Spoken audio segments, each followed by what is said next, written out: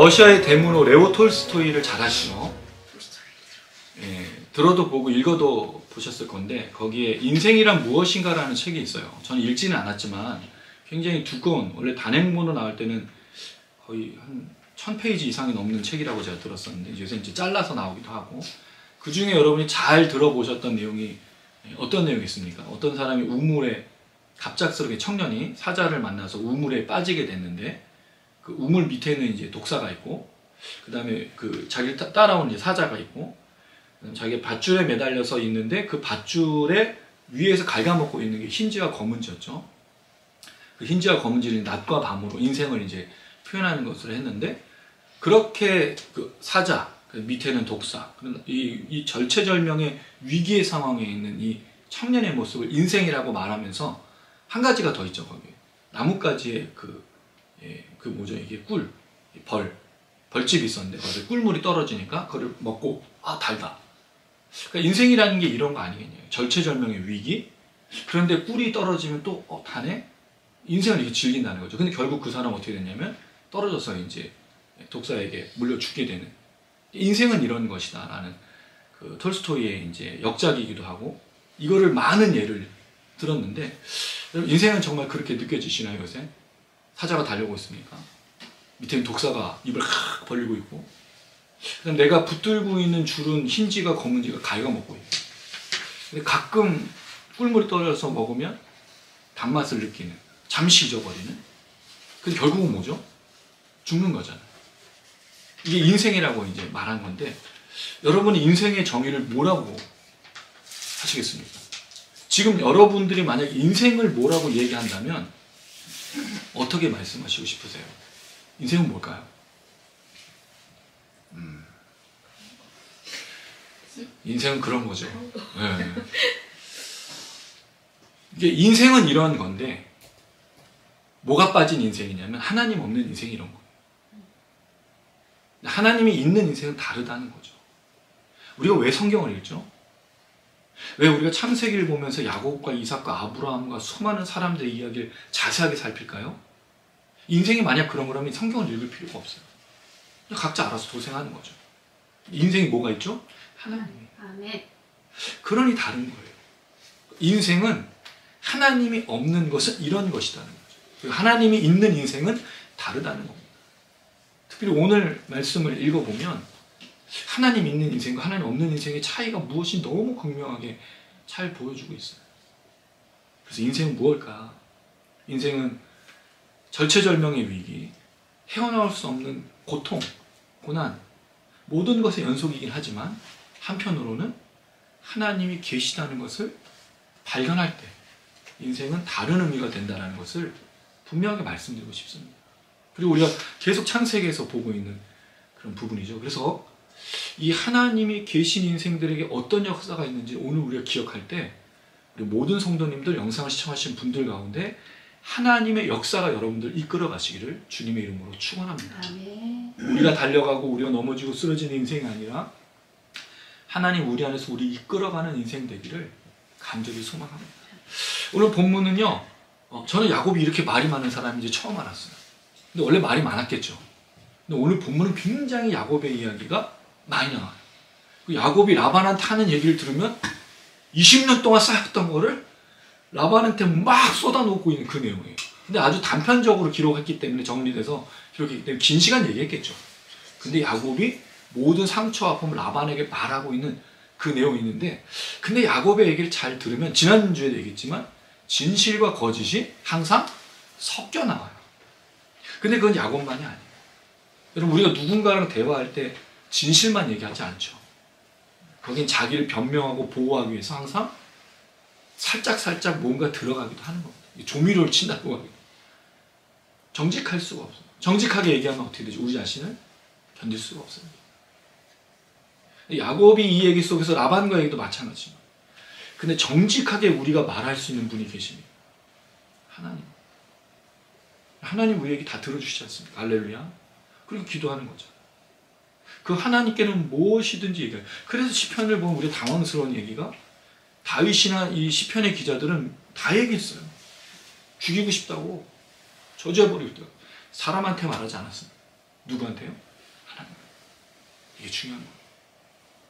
우리의 모든 것을 들어주시고 아시는 하나님에 대해서 분명하게 이야기하고 있다는 거죠. 본문은 되게 간단해요. 17절에서 22절을 보면 야곱이 이제 도망하는 내용이 나옵니다.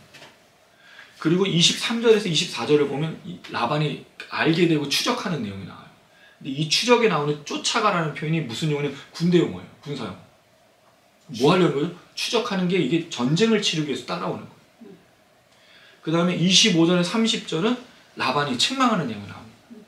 그리고 31절에 42절 긴 구절은 야곱이 라반을 책망하는 내용이에요. 책망의 이야기가 오늘 전체적인 내용이 되겠어요. 그 속에서 우리가 무엇을 생각해 볼 것인가. 먼저 17절에서 22절을 좀 보시면 긴 구절이라서 중간중간 좀 읽어보도록 하겠습니다. 먼저 17절을 보시면 야곱이 일어났죠.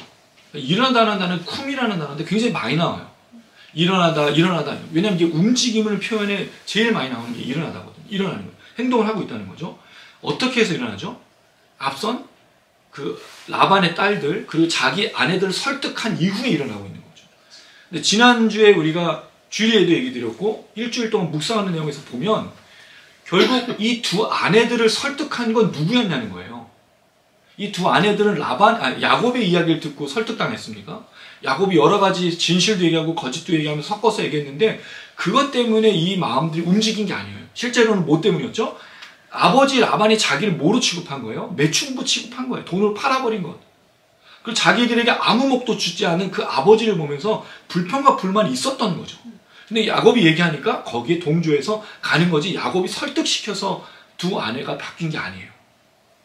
그런데 사실은 진짜 이 야곱과 이 두 아내가 떠나게 됐던 이유가 있습니다. 그게 뭐냐면 13절이에요. 13절 한번 읽어볼까요? 13절 시작. 나는 베델 하나님이라 내가 거기서 기둥에 기름을 붓고 거기서 내게 서원하였으니 지금 일어나 이곳을 떠나서 내 주생기로 돌아가라 하셨느니라. 아멘. 야곱이 라반에 대해서 아무리 비난하고 책망하고 거짓말을 하고 석도 진실이 있더라도 그건 사실이 아니에요. 떠났던 진짜 중요한 이유는 뭐냐? 하나님이 가라고 한 거. 베델 하나님이 다시 야곱을 돌아오게 하시겠다고 약속했고 보호해 주신다고 약속했기 때문에 하나님이 가라면 가고 멈추라면 멈추고 또 다시 가라면 가야 되는 거예요. 우리의 모든 결정은 누구로부터? 하나님으로부터. 굉장히 중요합니다. 우리는 특별히 지금 개척을 새로 준비하면서 고민하고 있지 않습니까, 여러분? 계속 질문하는 건 그거예요. 내가 중심이냐? 하나님이 중심이냐? 우리가 이걸 왜 하고 있지? 이렇게 어려운 시절에 여러분 사실 제 친구 주변의 친구들은 다 친구 목사들 다 개척교회나 미자리 교회예요. 대형교회가 없어. 친구를 잘 사귀면 대형교회 친구 있으면 가서 좀 도움이라도 좀 받겠는데 다 어려워. 근데 얘기들이 뭐냐면 힘들다는 거예요. 모두가 힘들어요. 뭐 대형교회는 안 힘들겠습니까만 다 힘든 거예요. 근데 이 상황에서 우리 성도들에게 내가 짐을 지어주고 부담을 주는 건가? 근데 그런 생각이 아닌 이유는 이거 가정회복, 말씀회복, 성경적인 교회를 위해서 우리가 걸어가는 걸음이에요. 저는 이게 중요하다 생각한 거예요. 우리가 교회라면 우리 하나님의 사람들이라면 뭘 해야 되냐는 거죠. 우리가 받은 은혜가 있고 받은 역사가 있으면 흘려보내야 되잖아요. 멈춰 있어서는 안 되잖아요. 그럼 뭘 할 거냐? 우리가 가진 은사, 가진 모든 걸 주신 거로 나눠주는 걸 하는 거죠. 심지어 물질이 있다면 물질. 물론 우리가 여러분 물질이 다 있는 건 아닙니다. 어렵습니다. 그러나 분명히 하나님이 주신 것이 있잖아요. 없는 게 아니지 않습니까? 그럼 반드시 흘러가야 되거든요. 그걸 위해서 우리가 일을 하는 거다. 물론 책임지고 감당하기가 쉽지 않아요. 고민돼요. 왜냐면 이것을 대출을 이제 제가 받고 그걸 진행하려고 하는데 얼마나 쉽지 않겠습니까? 그러나 그거는 이제 하나님께 맡기면서 그 때를 찾고 기도하는 거죠. 중요한 건 하나님이 가라고 하면 가고 멈추라고 멈추는 거. 이게 되게 중요하겠다라는 생각이 듭니다. 야곱이 이렇게 일어나죠. 자식들과 아내들을 낙타에 태웁니다. 자, 그리고 나서 18절. 이게 굉장히 중요한 표현인데요. 한번 읽어보겠습니다. 시작. 그 모음과 모든 가축과 모든 소생을 곧 그가 봤다라는 모든 가축을 이끌고 가나안 땅에 있는 그의 아버지 이스라엘과 하였으니. 자, 여기 모음바가 되게 굉장히 많이 나와요. 야, 이 모음바가 왜 중요한 거죠? 야곱이 어떻게 모았습니까? 그냥 모은 게 아니잖아요. 수단과 방법을 가리지 않았죠. 물론 그도 라반에게 당한 게 있기 때문에 그대로 돌려주고 있는데 야곱이 모은 이 축적된 재산이 어떤 재산인지 우리는 알고 있잖아요. 하나님의 말씀을 인용하면서 꿈을 이야기하지만 실제로는 그의 방법대로 튼튼한 건 자기 것이고 약한 것은 라반의 것을 만든 것이었잖아요. 올바른 방법이 아니었죠. 근데 여러분 사실은 이 과정에 이 모은 축적의 과정 중에 어떤 일이 있어야 되는 거예요. 원래는 이삭으로부터 장자의 축복이 야곱에게 온 그 사실을 모든 가족이 모두가 들은 대로 순종했으면 이런 일이 없는 거죠. 한 번 거짓말하면 계속 거짓말을 낳는 거고 한 번 꼬인 인생은 계속 꼬인 인생을 멈춰야 되는 거예요. 근데 이 모은 축적, 그래서 이걸 지금 막 급하게 아내들과 함께 자식들과 함께 바리바리 다 싼 거예요. 모든 재산을 다 쌌어. 여기 뭐가 포함되어 있죠? 돈이 있는 게 아니야. 가축들, 양떼, 염소 다, 나귀, 이게 다 있어요. 그러니까 언제 가죠? 19절. 그때 라반이 뭐 하러 갔습니까? 양털을 깎으러 갔어. 출타한 걸 알고, 이 얼마나, 여러분 이거 영화로 한번 생각해 보세요. 이거를. 이 얼마나 긴장된 거예요. 아내들하고 자식들은 다 얘기해놓고 라반이 움직일 때 딱 보고 있다가 확 하고 지금 나가고 있는 거예요. 재밌는 건 이렇게 모은 가축을 야곱이 헌신짝처럼 버릴 때가 있어요. 언제죠? 에서에게 다 줄 때. 야곱은 뭘 중요하게 여기죠? 재물도 아닙니다. 자식도 아니고 아내도 아니에요. 자기가 제일 소중한 사람. 자기를 위해서 모든 걸 돌려보내죠. 참 신기해. 그렇게 지독하게 모은 재물이지만 자기가 제일 소중한 거예요. 그렇게 했는데 문제는 라헬이 아버지 드라빔은 복수로 되어 있습니다. 작은 신상으로 여겨지고 있는데, 여러분 그 태국이나 동남아시아 또는 뭐 일본 같은 데 가면 집집마다 신당이 있고 그게 조각상으로 뭔가를 놓고 있죠. 그렇게 이제 우상 숭배하는 거, 아마 그런 작은 조각상 정도로 보는데, 또 사무엘상에 가면 이 드라빔은 어떻게 설명되냐면 옷으로도 표현되기도 해요. 그러니까 이게 조각된 신상만이 아닌 우상을 섬길 수 있는 모든 걸 만들어낸 것처럼 보여집니다. 어떻든 간에 이걸 라헬이 훔쳤어. 자, 라헬은 이걸 왜 훔쳤을까요? 여기 한 번도 그 이유는 나온 적이 없어요.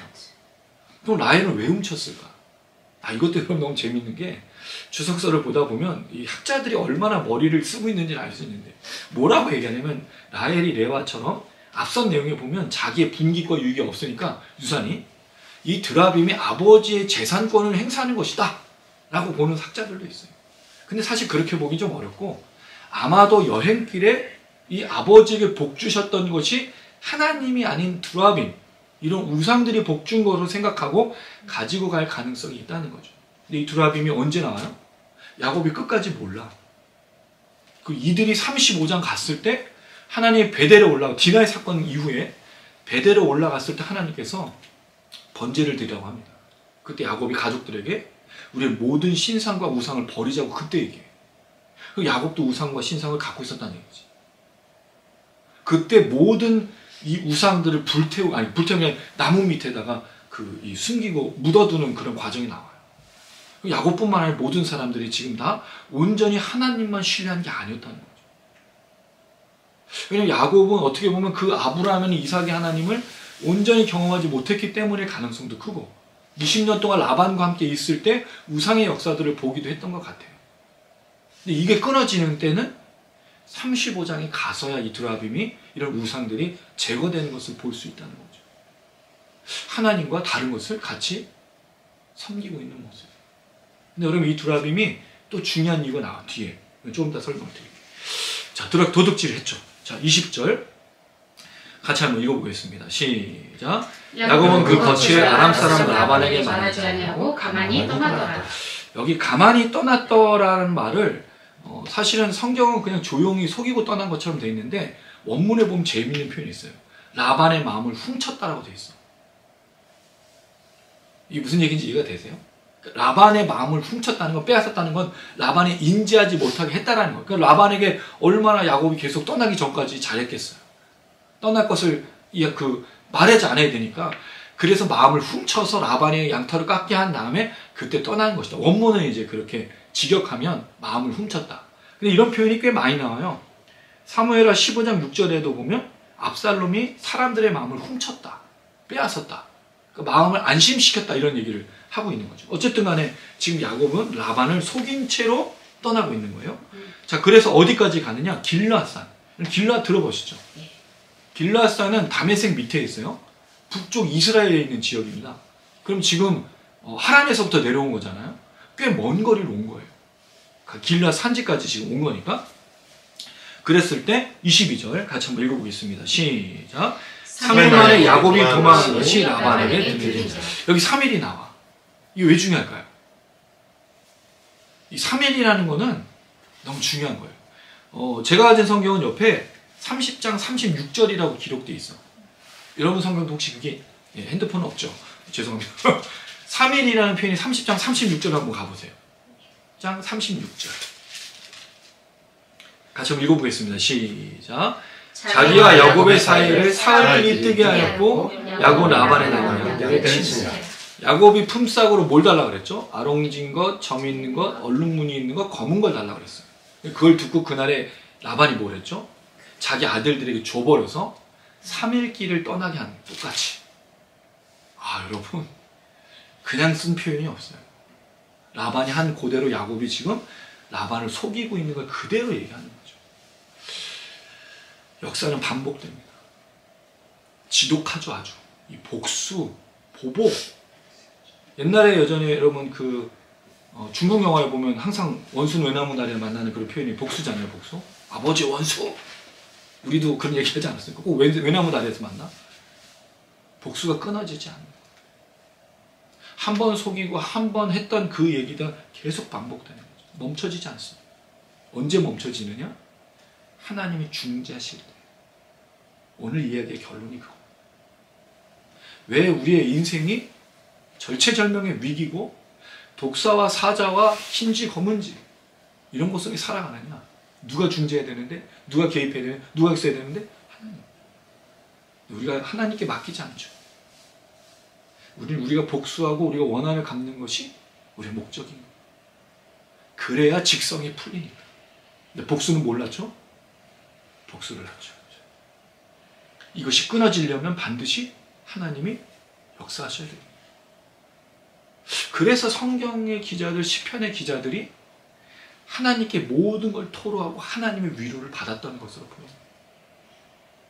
하나님만이 해결해 주실 수 있고 하나님만이 그 마음들에게 역사하실 수 있기 때문에 상처와 아픔과 괴로움을 안고 살아가는 우리들이 평안하기 쉽지 않고 걱정과 염려와 많은 고통 속에 살아갑니다. 여기서 끊을 수 있는 방법이 무엇일까요? 누구도 위로가 되지 않습니다. 환경이 바뀌고 상황이 바뀐다고 해서 우리가 해결되는 게 아닙니다.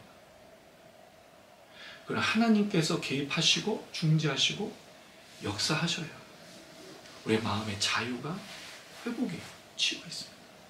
할렐루야. 혹시 그런 마음이 있으시다면 하나님의 역사가 치유하고 회복하고.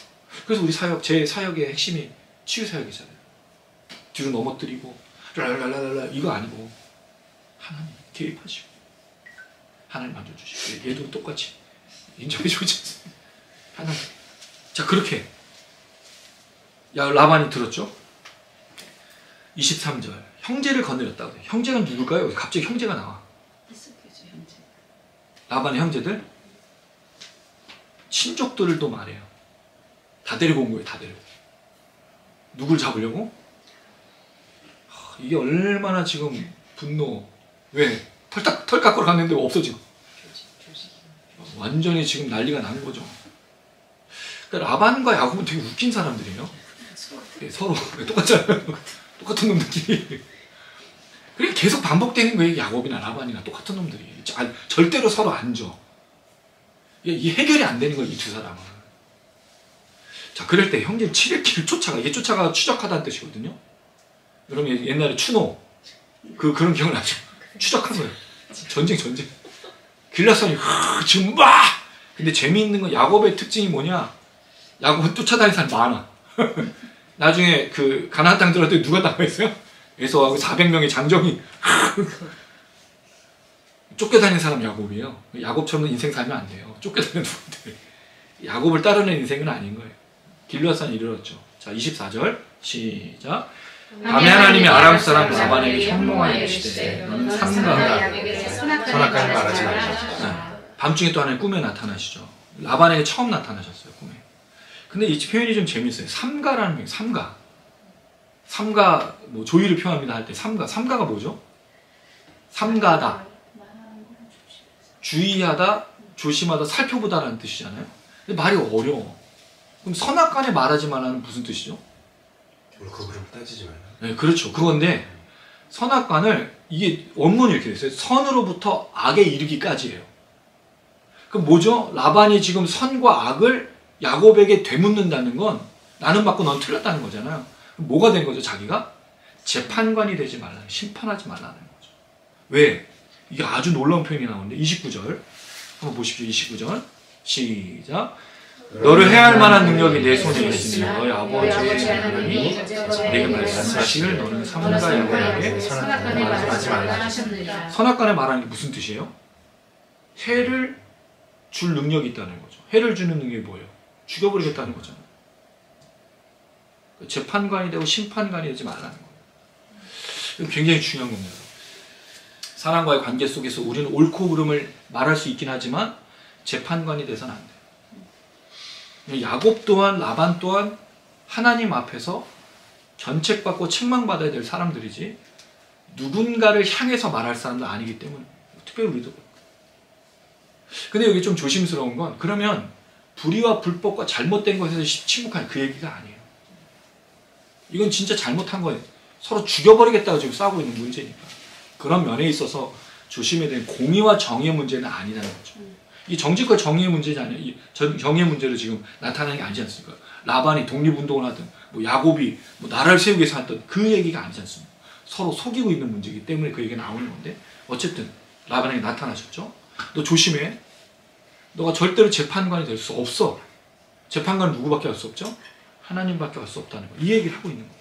자, 꿈에 나타났어요. 라반이 얼마나 놀랬겠어요. 하나님의 이름 들어보긴 했죠. 언제 들어봤습니까? 최초로?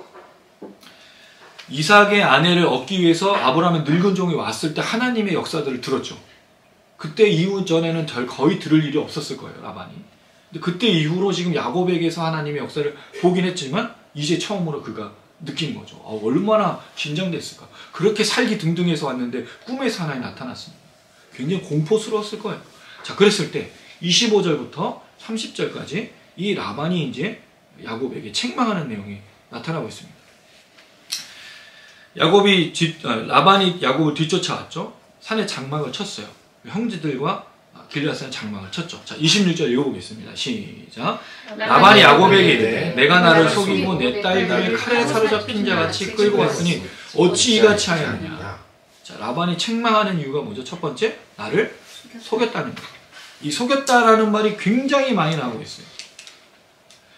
27절, 내가 나를 속이고 가만히 도망하여. 속였다는 거죠. 왜? 떠나지 않을 것처럼 해놓고 떠났으니까. 그리고 또 뭐를 속였죠? 자신의 모든 그 소유물 중에서 빼앗아간 것에 대해서 라반이 지금 이야기하고 있는 거죠. 자, 두 번째로 이 라반이 말하고 있는 건 이렇게 얘기해요. 내 딸들을 칼에 사로잡힌 자. 칼에 사로잡힌 자는 칼로 포로 삼다는 뜻이에요. 그럼 지금 야곱이 협박을 해서 아내와 자기 손자들을 데리고 왔다는 거잖아요. 맞는 말인가요? 근데 이게 너무 재밌어. 야, 라반과 야곱이 서로 얘기하는 걸 보면 똑같은 놈들이라는 걸 알 수 있어요. 네가 나를 속이고 칼로 위협해서 내 손자들과 내 딸을 데리고 왔지! 딱 그랬는데 야곱이 말하는 게 뭐죠? 31절. 외삼촌의 딸들을 내게서 억지로 빼앗으리라. 억지로 빼앗는다는 무슨 뜻이에요? 약탈하다는, 칼로 약탈하는 거 아니에요. 그리고 야곱은 라반에게 당신이 칼로 내 아내들을 가져갈 거지 않습니까? 그걸 들었습니다라고 말하고 라반은 네 놈이 칼로 내 손자와 딸을 내 딸들을 데려간 거 아니냐? 서로 이렇게 얘기하고 있다는 거죠. 아, 웃긴 놈들이에요. 죄송해요. 웃긴 놈이. 웃긴 분들이시네요. 웃긴 사람들이에요, 이 사람.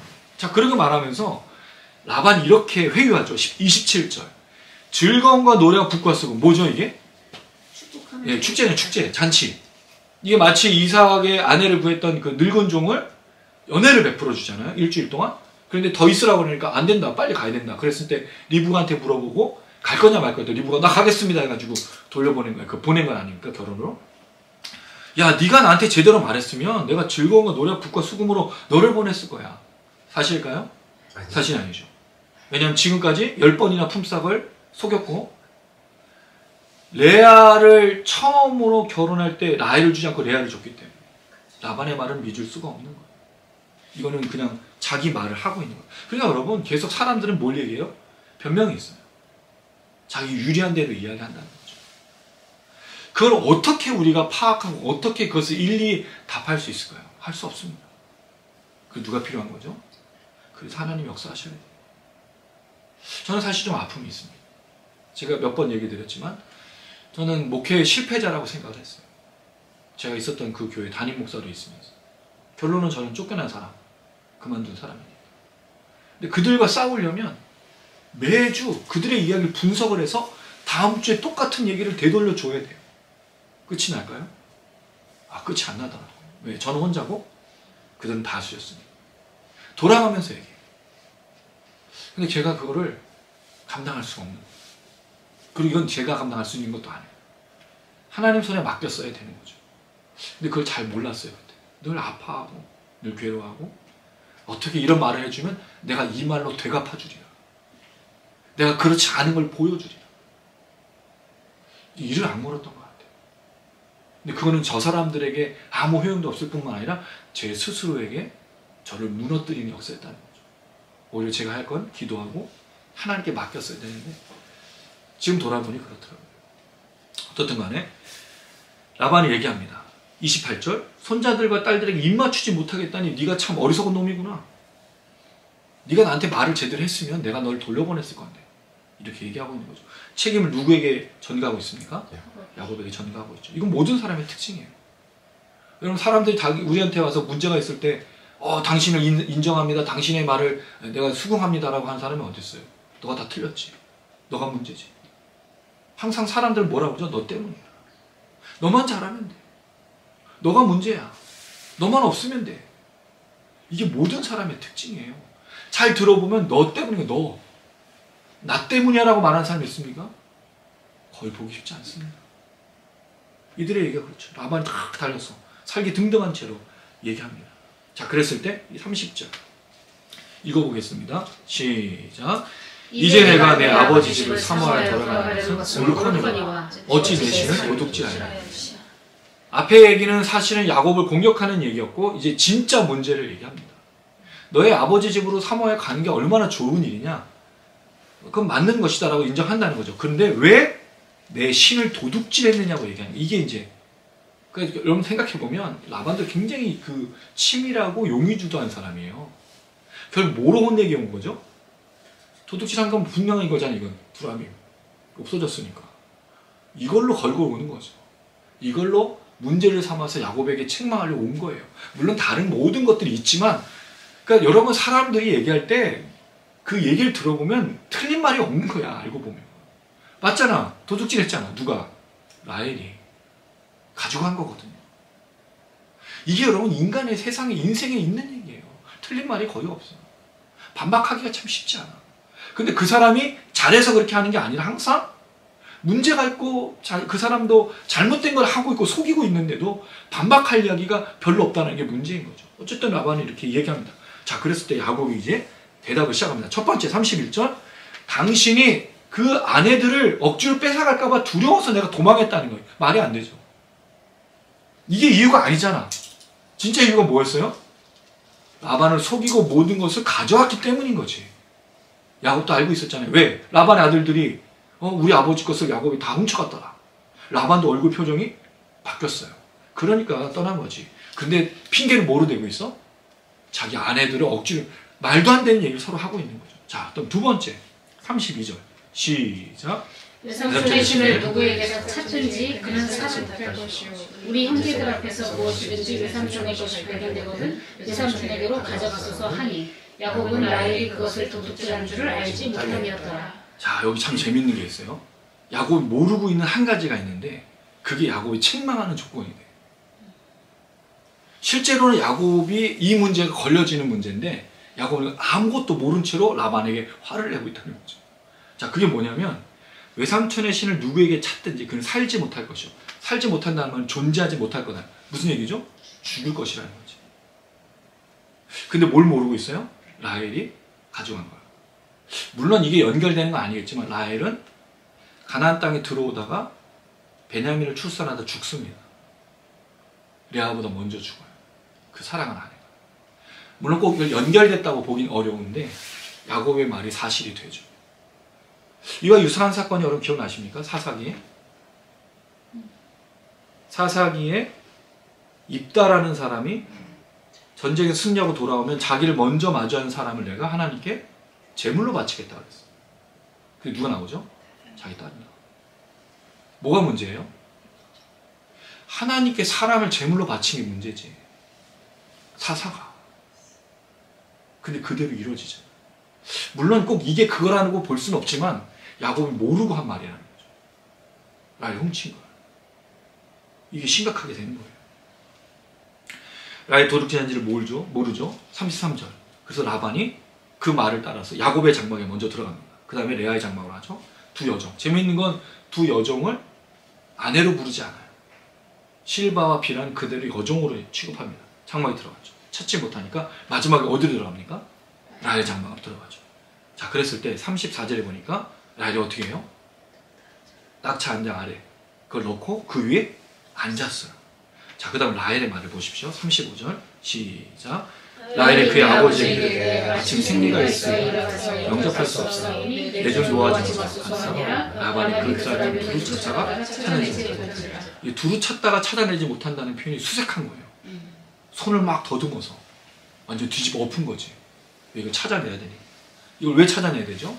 이걸로 걸어서 누구를 해하기 위해서? 야곱을. 그리고 여러분 이게 굉장히 긴장된 관계예요. 이게. 우린 그냥 이걸 평면적으로 이게 또 제대로 안 읽지. 이거 제대로 읽은 적 있으세요, 여러분? 이걸 다 이렇게 풀 설명하면서? 없잖아요. 이게 굉장히 긴장된 관계예요, 지금. 이게 살기 등등해서 막 지금 난리를 치고 막 뒤집어 엎고 있는 상황인 거예요, 지금. 그래서 라헬이 지금 딱 어떻게 하는 거죠? 드라이버를 숨기고 거기 앉아봐요. 뭐라고 말을 해요? 마침 내게 뭐가 생겨서? 생리. 생리라는 말은 여인의 길, 여인의 돌이라는 뜻입니다. 이게 나중에 사라는 생리가 없더라 말할 때 그 표현. 여인의 도리가. 영접할 수 없다. 거짓말 하잖아. 야, 라헬하고 야곱은 너무 꿍짝이 잘 맞아. 부창 부수예요? 천생연분이 천생연. 오, 대단한 여자네. 그래서 라헬이 하나님께서 나의 기도를 들으시고 나의 고통을 아셨다는 표현이 과연 정말 전적으로 하나님을 신뢰하는 표현이었을까? 아니면 자기의 수단과 방법을 가리지 않는 마음이었을까? 굉장히 고민하게 만드는 겁니다. 이 지점이. 이 두라빔을 뺏기지 않기 위해서 속이죠. 야곱처럼 속이고 라헬 속이고. 그러니까 속고 속이는 게 부모와 자식 간에 형제가 이게 여러분 이게 가족이잖아요 지금. 라반이 남남이 아니잖아요. 외삼촌 아니야? 원래 사실 여러분 외가댁에서 조카가 더 사랑받죠. 아닙니까? 원래 친가보다 외가댁이 더 사랑받죠. 저도 외가댁이 저 부산이 외가인데 저는 우리 어머니가 부산에다 내려다 놓고 한 달 그냥 거기서 그냥 올라가셨어요. 저 한 달 동안 거기서 막 재밌게 잘 살았어. 저 부산 사람인 줄 알았어. 초등학생 때. 외가가 편하니까. 외가가 더 좋으니까. 아우 친가감이 이상하게 불편해. 정말 불편해. 엄청 불편해. 그 친척 집에 갔을 때도 엄청 불편했어. 근데 외가는 다르더라고. 어머니 집이라는 게 되게 중요해. 그래서 여러분 그게 참 중요하다는 생각이 드는데 어쨌든 외삼촌하고 지금 조카가 뭐하고 있는 서로 속이고 죽이고 싸우고 지금 그런 거기에 지금 딸까지 아버지를 속이고. 그리고 뭐라고 얘기해요? 노하지. 노하지가 아니라 이런 경로하다는 뜻이거든요. 얼굴 뻘겋게 달아오르다. 왜냐면 지금 뭐하고 있어요 지금? 두라빔을 찾아내야 되니까 지금 막 얼굴이 지금 장난이 아닌 거예요. 근데 내가 지금 생리하고 있어서 여인의 길을 도리를 하고 있어서 마주하지 못하네. 아주 그냥 웃으면서 얘기했겠지. 좀 대단합니다. 자 36절. 그러니까 여러분 노하지 말라니까 누가 노예요? 야곱은 노예요. 라반은 노하지 못하게 하지만 누가 노하고 있어? 당연하죠. 왜? 야곱은 아무것도 모르고 있으니까 지금. 네. 자, 이거 한번 읽어보겠습니다. 시작. 야곱이 노하여 라반을 책망하였어요. 야곱이 라반에게 이르되 내 허물이 무엇이니까 무슨 죄가 있기에 외삼촌께서 내 뒤를 급히 추격하나이까. 야곱도 대단한 사람이에요. 뭐라고 얘기합니까? 내 허물이 무엇입니까? 내 죄가 뭐가 있습니까? 여러분 이게 정상적인 사람이라면 어떻게 되죠? 부끄러워야 되지 않을까요? 허물이라는 말은 반역, 죄악이라는 뜻을 갖고 있어요. 라반을 속였잖아요. 근데 속인 걸 인지하지 않고 있다는 거죠. 정당하게 생각하는 거예요. 그러니까 라반에게로부터 빼앗아온 것에 대해서 그 품살은 본인이 찾았다고 생각을 하는 거예요. 여기에 더 큰 게 뭘까요? 하나님 또 꿈에 나타나셨어. 그러니까 야곱은 하나님 자기 편을 들어주고 있다고 생각하는 거지. 여러분 이게 얼마나 무서운 거예요. 분명히 하나님 나타나서 꿈에 이야기한 건 있지만 아롱진 것, 점 있는 것, 얼룩진 것, 검은 건 네 것이라고 얘기한 게 아니고 보아라라고 했다는 거죠. 근데 야곱은 그걸 통해서 자기에게 하나님의 역사가 있다라고 확신한 거죠. 근데 실제로 하나님 보여주신 꿈은 뭐예요? 가나안 땅 가라였어요. 근데 내가 함께 할 것이다. 나머지 야곱이 다 만들어낸 거죠. 야곱의 생각으로 그 꿈을 판단해서 마음껏 한 거죠. 여러분 꿈이 좋은 게 아닙니다. 정확하게 우리가 분별하지 못하면 하나님의 뜻을 온전히 따르지 못할 때가 많아요. 하나님 보여주시면 가나안 땅 가라였어요. 근데 그는 그 꿈과 모든 것이 바로 하나님이 자기를 편들어주는 거라고 생각했다는 거죠. 꿈으로. 근데 여러분 뭐가 문제였죠? 처음부터? 에서와 이삭 그 출발부터 문제가 됐어요. 속임을 당하고 속는 이 배반과 반역과 범죄와 이 실수와 모든 것들이 맞물려 있는 이 역사 속에 하나님을 이용하고 있는 거잖아요. 좀 착각하면 안 됩니다. 하나님의 사람이라고 해서 하나님께서 그 사람을 보호하시고 지키고 계시지만 그 사람의 모든 걸 허용하시는 건 아니라는 거예요. 여러분 우리가 죄를 지면 하나님이 넘어가시지 않습니다. 우리 잘못과 죄악에서 하나님 반드시 물으십니다. 저주와 심판이 있어요. 둘째 사망에 이르는 구원이 사라지는 건 아니지만 잘못한 것을 하나님 책임 물으십니다. 그래서 야곱이 늘 고통을 당하는 거예요. 자기의 죄에 대해서. 자기의 잘못에 대해서. 그걸 통해서 돌아오라고 하나님 계속 보여주시고 계신 거죠. 착각하면 안 됩니다. 잊어버리면 안 됩니다. 야곱이 내 허물이 무엇인가? 어휴 대단한 사람이야. 야곱.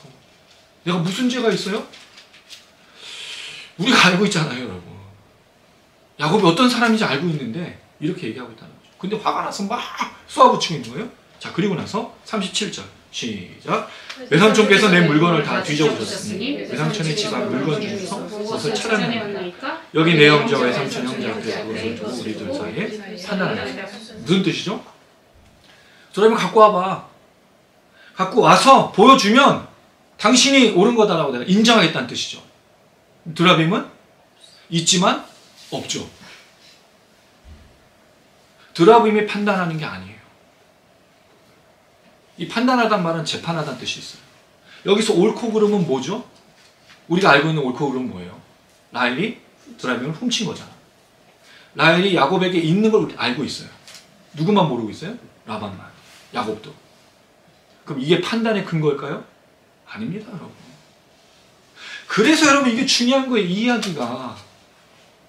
판단의 근거, 심판, 중재의 근거는 뭐죠? 두라빔이 아니라 하나님이죠. 그래서 이 다음 얘기, 다음 주에 우리가 나눌 얘기 중요해요. 50절.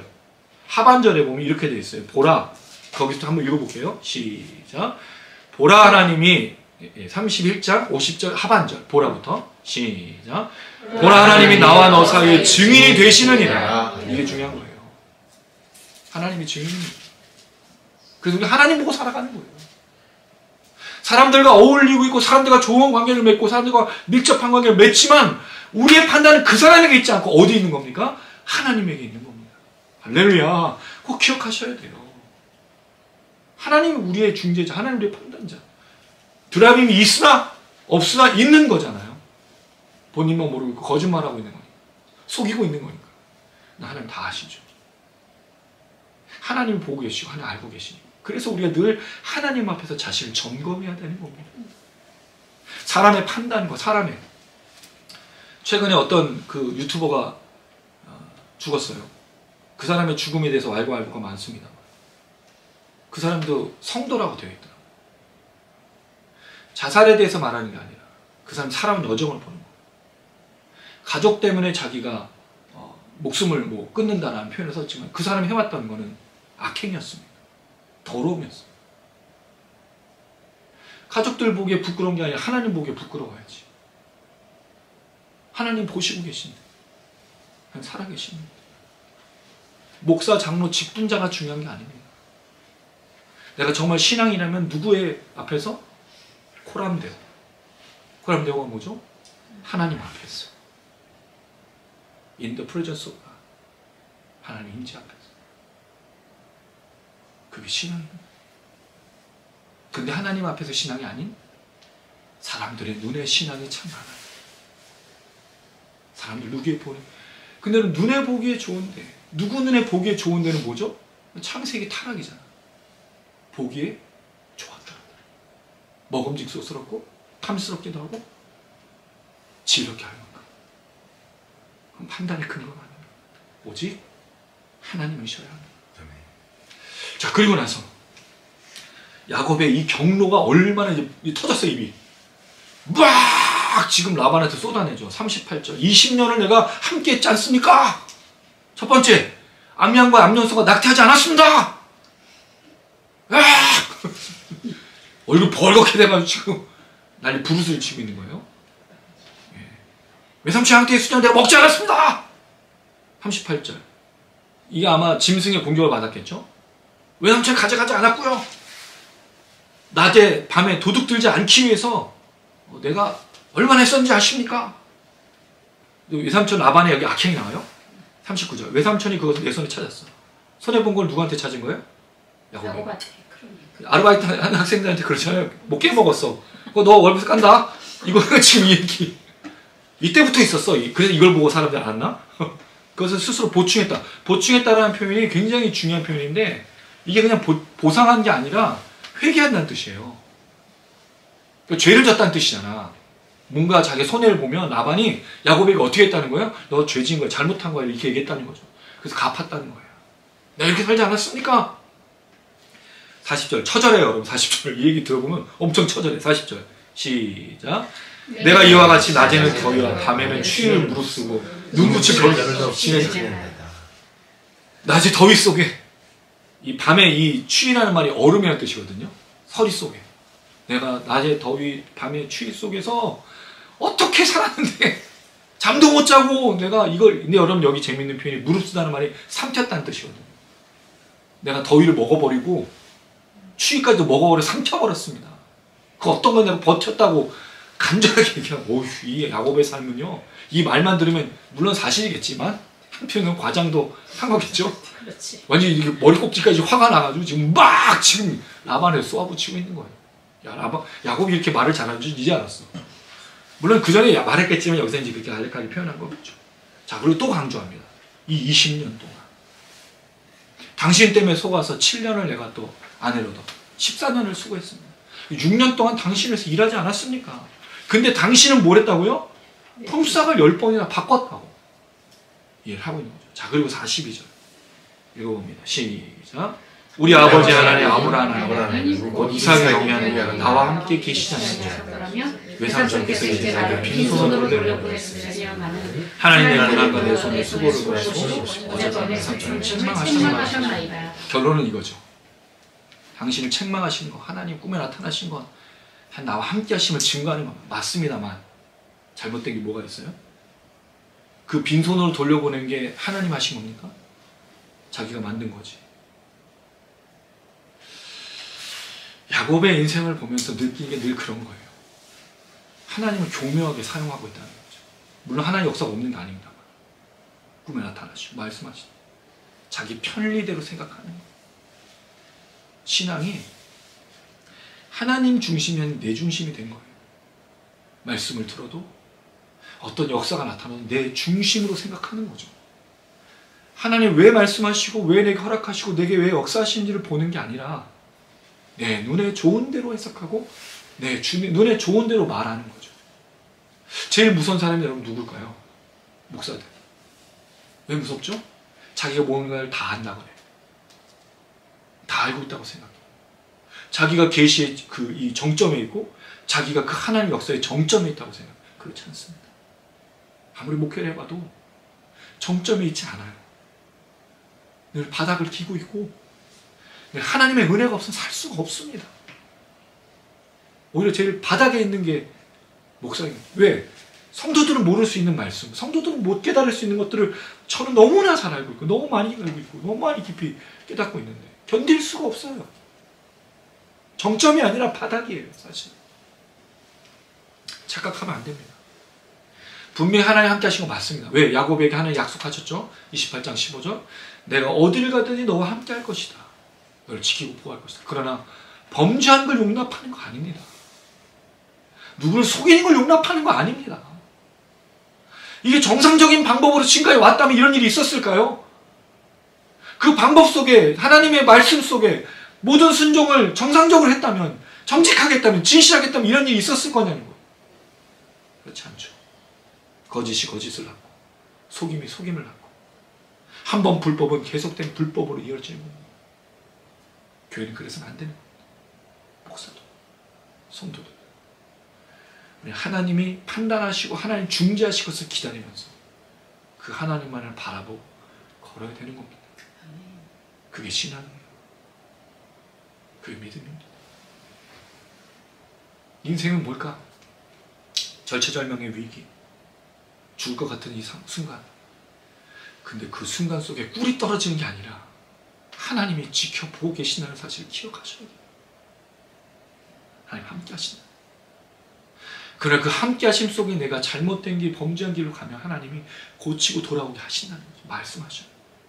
근데 만약에 그게 없다면 하나님 버리신 겁니다. 전 제일 무서운 게 하나님 우리를 버리신 거예요.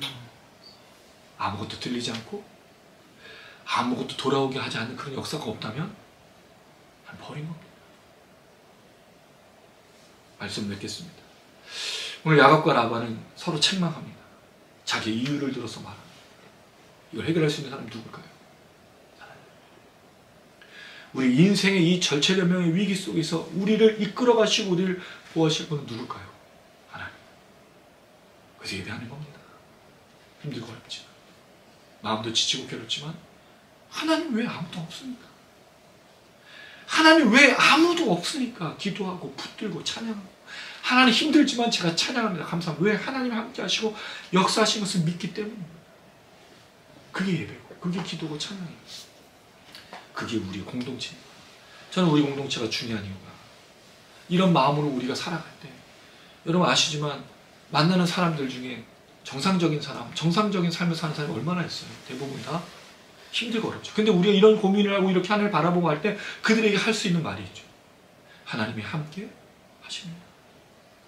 그걸 우리가 꿈꾸며 그들을 향해 외치고 나누고 홀려보며 회복하고 치유하는 그 역사로 걸어가는 모든 성도님들 되시기를 주님의 이름으로 축원합니다.